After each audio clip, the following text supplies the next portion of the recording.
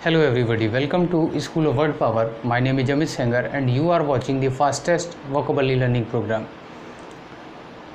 In this session, we will discuss all the possible uses of word as. Let's start it. Right here first, now.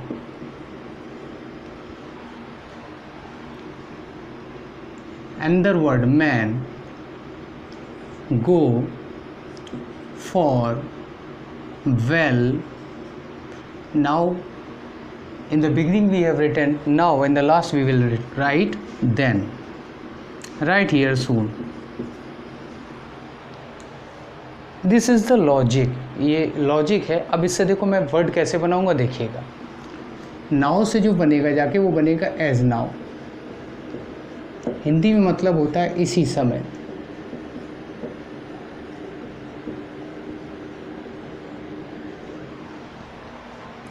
Man से जो logic बनेगा वो many का बनेगा.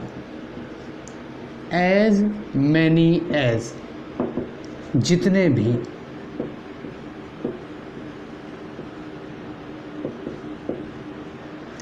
गो से logic जो बनेगा वो गुड का बनेगा.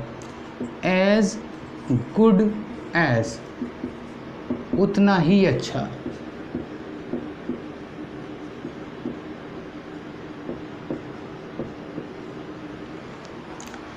ये फॉर दे रखा, हम लोग लिखेंगे फार. तो क्या बनेगा?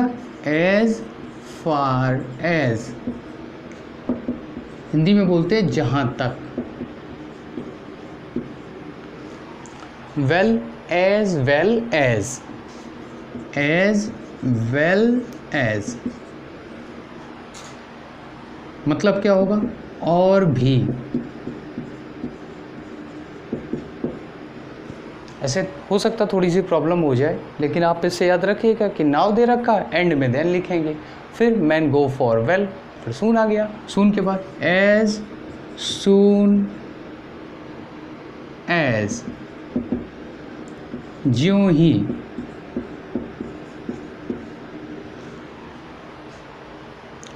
देन एज नाउ इसी समय, और एज देन उसी समय.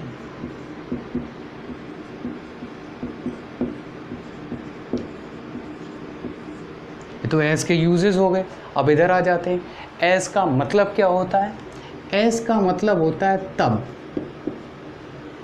या फिर उस समय. ये एस का मतलब हो गया. एस का जो दूसरा मतलब होता है वो मतलब होता है चूंकि. ऐसे भी यूज करते हैं या क्योंकि भी कहते हैं. ये दूसरा मतलब होता है इसका. ये भी सेंस लिया जाता है. राइट हैंड साइड कवर किया, अब लेफ्ट हैंड साइड में चलते. कहीं से शुरू होता है तो फ्रॉम यूज़ करते. मैं यहाँ पे फ्रॉम लिख देता हूँ, यहाँ पर मैं लिख देता हूँ फ्रॉम. जहाँ तक जाते हैं वहाँ के लिए टू यूज़ किया जाता है. मैंने यहाँ लिख दिया टू, तो फ्रॉम से लेके टू तक. ये लॉजिक है याद करने का. जैसे यहाँ मैंने नाउ और देन को यूज़ किया. इसके बाद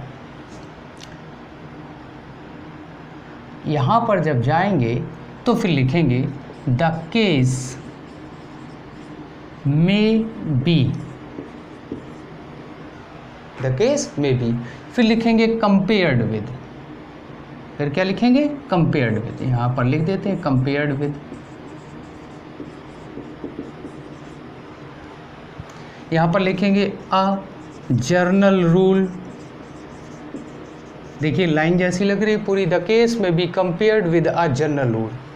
फिर क्या लिखेंगे? फिर यहाँ पर लिखेंगे फॉर दिस.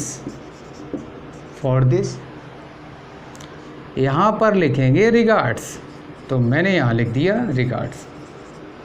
ठीक है. तो मैंने कैसे लिखा? फ्रॉम से लेके टू तक जाना है. द केस में भी compared with a general rule for this regards. ऐसे लग रहा कोई एक सेंटेंस है. अब क्या करेंगे? सभी के बिगिनिंग में एस को ऐड कर देंगे. अब आप ऐड करते जाइए. यहाँ पर फ्रॉम दे रखा था, इसमें भी क्या कर देंगे? एज ऐड कर देंगे. तो क्या बन जाएगा? As from. क्या बनेगा? As from. तो एज फ्रॉम का मतलब होता है तब से. तब से. ठीक है.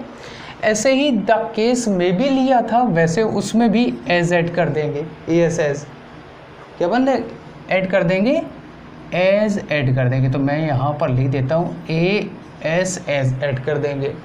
इसका मतलब हिंदी में जो होता है वो होता है यथा स्थिति, यथा स्थिति। एज द केस में भी का मतलब यथा स्थिति।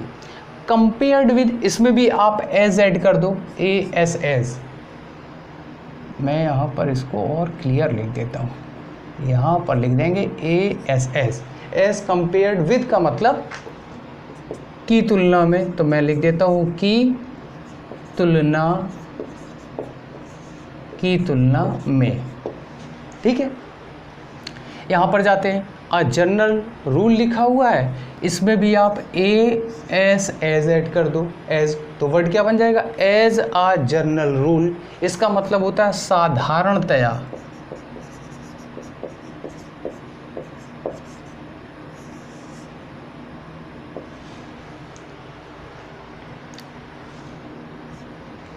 इससे भी आगे चलते हैं, अगला जो दे रखा है फॉर दिस दे रखा है, तो एज फॉर दिस, एज इसमें भी ऐड कर देंगे। इसका मतलब होता है इस विषय में।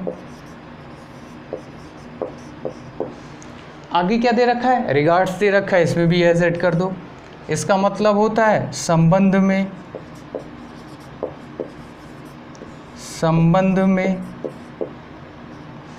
राइट। फाइनली चलते हैं, ये क्या दे रखा है, टू, इसमें भी एज ऐड कर दो। तो क्या बनेगा, एज टू। इसका मतलब क्या होता है, विषय में।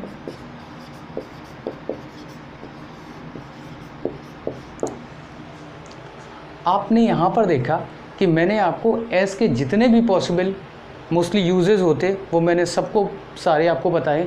और एक बात और जो ध्यान देनी है, अब डायरेक्ट इस पर मत जाइएगा कि as soon as many as good as, ठीक है, एज वेल एज, या फिर इस तरफ as a general rule, as compared with, ऐसे करके मत फॉलो करिएगा। जो मैंने आपको ट्रिक बताई, टेक्निक बताई, उसको फॉलो करिएगा कि क्या लिखना है, नाउ है तो उसका अपोजिट क्या है, देन है। इस यहाँ पर आ गए।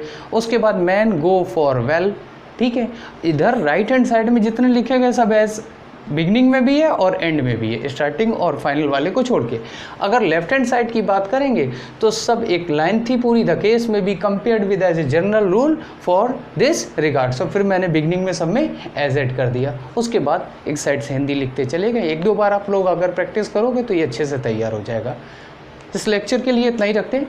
कमिंग लेक्चर में इससे भी आगे चलेंगे, ठीक है। और तब तक के लिए नमस्कार। कुछ सही